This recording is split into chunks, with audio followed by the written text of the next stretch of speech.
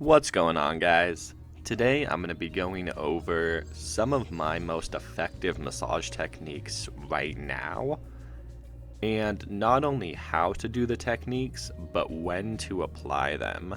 The order of the techniques you choose is really important because that's going to continue your flow with the massage and how effective each technique is. So I wanted to not only show you guys my favorite techniques right now, but also the sequence of those techniques.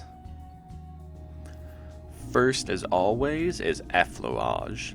This is our light, gliding strokes that go up and down the whole back. And this is primarily just to warm up the person for the massage, apply lotion, and just let their body know that you're there. This is a Swedish massage move and very relaxing, so it's a great move to always start with, or end with. Next, I'll take my knuckles or hands, and I'll start to pull their muscles away from the spine going outward. That's for the low back. You'll see when I get to the upper shoulder, I actually switch directions and I push the muscles back towards the spine. This is important because from a step-by-step massage, you need to release the outside or lateral muscles first. If your goal is to release their back tension, you have to release their lats, their teres, all those muscles on the outside, and that's what that technique does. And be sure to combine your wrists or stack your joints. We're always making sure that we're keeping ourselves safe in the long run. Once you've warmed up to both sides, I like to go in and do some upper trap and neck work. This area gets very tight on almost everybody, so it's a great move to not only hit the outsides of the back, release that stress, and help out with their immediate tension, but it's also a really great connecting move. So what I'm doing is simply petrissage, which is a lifting and squeezing movement, where I'm alternating with my hands just like you're kneading dough.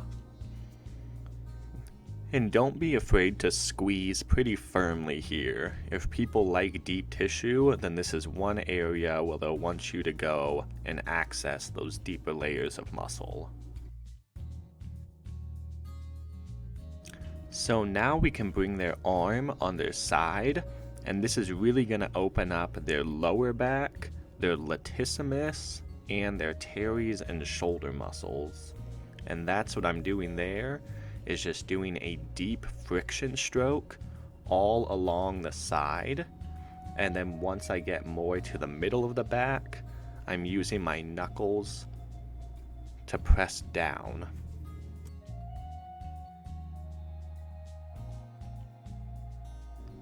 And I tend to do this stroke quite a lot just to loosen up not only their mid-back, but also that lateral scapula, the outside of their shoulder blade.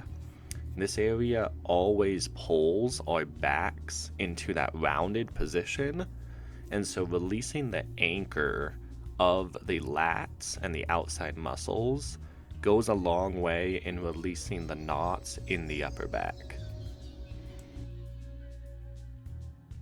And all that warm-up was for a purpose. Now we're using very deep tissue and going up their back, right in between their spine and their shoulder blade.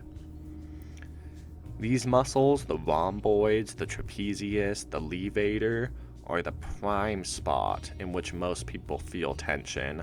And so this is where we need to go very deep tissue and start targeting those very deeply embedded trigger points and adhesions.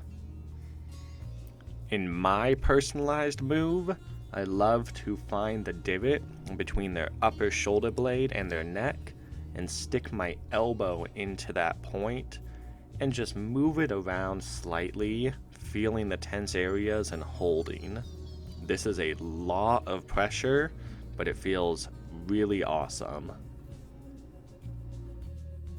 And finally, my last main move is using my forearm and elbow and doing a very slow, deep friction up their back all the way to where their neck meets their shoulder.